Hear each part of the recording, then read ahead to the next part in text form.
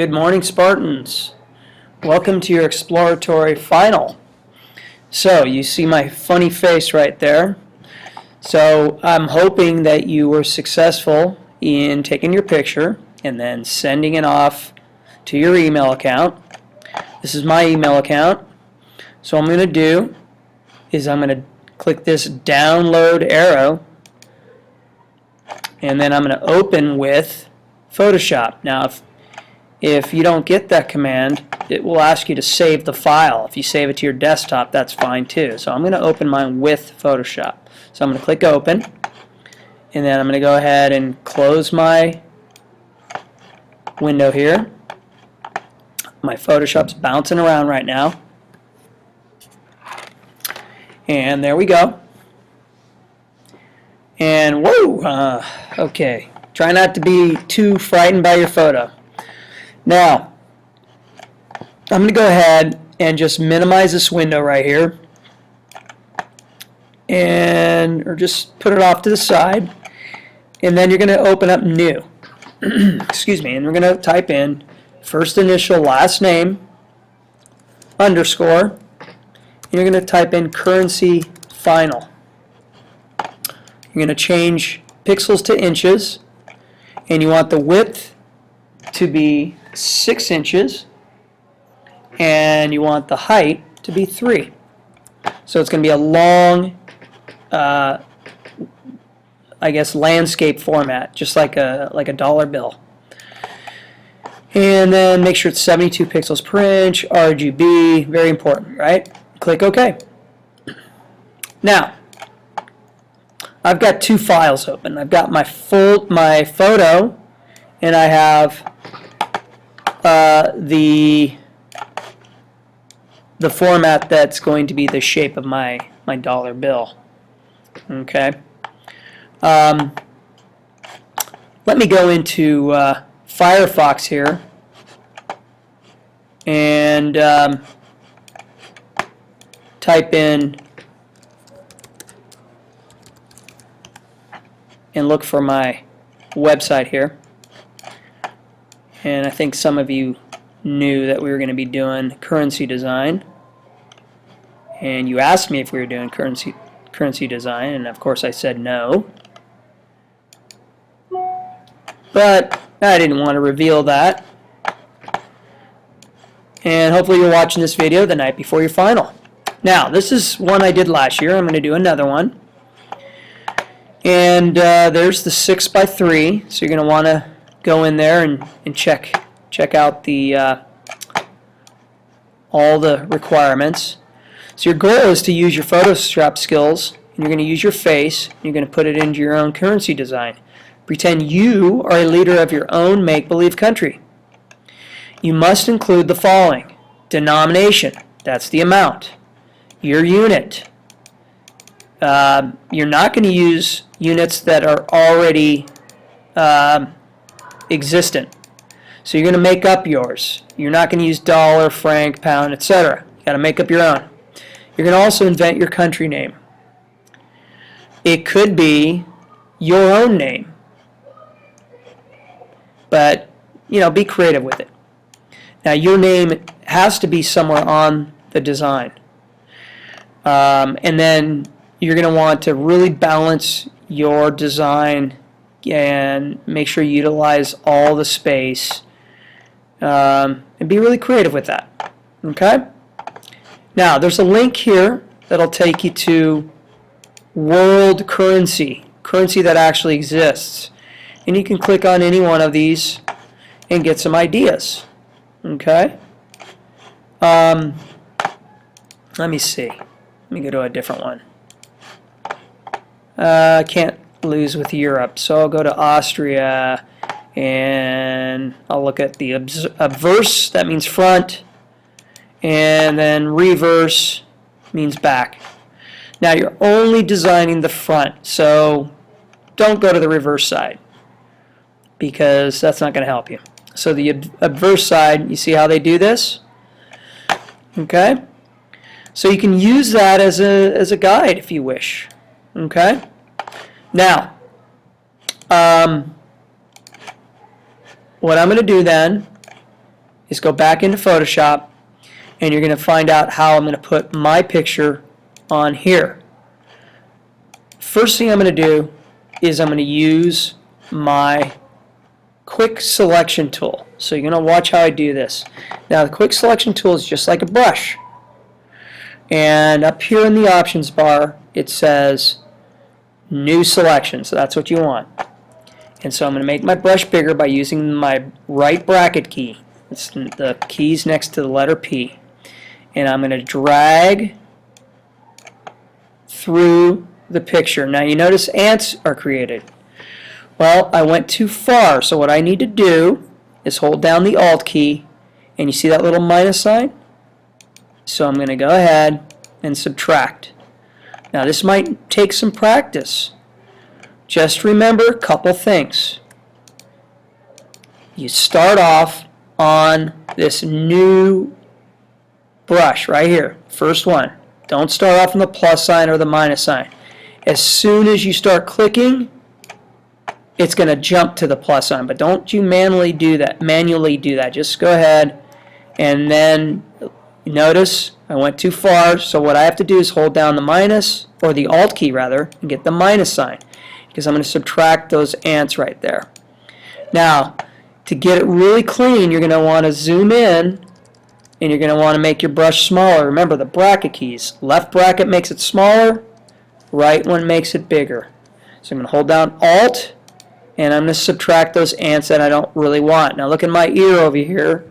I didn't get part of that, so I'm going to just single click around the ear. Now looks like I got it, and the next step I'm going to do is I'm going to go up to Window, Arrange, and I'm going to tile 2 up vertically. 2 up vertically. The reason why I want that is I'm going to take my arrow key. Now make sure your picture's on the background. Okay, so you can just do Control E to merge it down onto the background. Mine's all automatically there, so I'm okay. So you see the pair of scissors? I'm going to take that and I'm going to drag it over. And I'm going to click OK. Oh my Lord. Too big. So I'm going to do Control T. And then I got to hold Shift and drag it in. Remember, don't let go of Shift until you've let go of your mouse first. Now I'm going to do Command 0 to bring up front. I don't need this picture anymore, so I can just eliminate this one. And I guess I have to do this again. Man, that is scary. And hold down Shift, drag it over. Try not to laugh too loud, you guys, because that can be disruptive, and you might hurt my feelings. I'm going to hit Return, and there we go. Now, I'm going to put myself on this side, because you see this right angle there? Doesn't look so good, right? Now, I'm going to do a couple things, but I'm not going to spend a lot of time on it because I want you to get your own design. You can look at my picture online, give you some ideas of what I did. You don't want to copy me outright, but you do want to make sure all those parts are present, are included, because remember, those 5 pieces are going to be graded. Again, just look on the assignment sheet and you'll get an idea. Okay, so I'm going to go ahead and let's see, where's my layers palette? So I'm going to bring up my layers palette, and I guess it was there, just went away. There it is. Okay, so first thing I want to do is I'm going to add a layer above my background. I'm going to get my marquee tool, and I'm going to drag out a marquee that leaves sort of a border around it. And you can do this too if you want. And I'm going to use sort of that greenish color, and I'm going to do Option Delete. In your case, you're going to do Alt Backspace. It's a little on the dark side, so I can go ahead and lower the opacity a little bit. And then what I want to do is I want to color my face similar to the green, almost like those old dollar bills that have sort of that same look to it. So I'm going to do Command U, or Control U for a PC, but I'm using a Mac right now, and I'm going to turn on the Colorize button. You see that green? Now I can take that and slide that hue to try to match that green. Okay, remember, colorized, and then slide that green. I'm going to click OK. Another thing I'm going to do is I'm going to take my elliptical marquee tool. I'm going to drag this out, and let's see, I'm going to just sort of cut off the shoulders there, so I'm going to let go. And I need to inverse that selection, and so I'm going to do Command-Shift-I. You notice now the ants are around the canvas. So what I'm going to do, I'm just going to hit Delete. And there you go. And Command-D to let go. Okay, so I've got that shape, but I'm going to undo because I want that oval back. And I'm going to do Command-I. Control-Shift-I again, because I'm going to add another layer and fill it with one of the colors that sort of match with the green. So I'm going to do Alt Backspace. That's the wrong color. Do that again.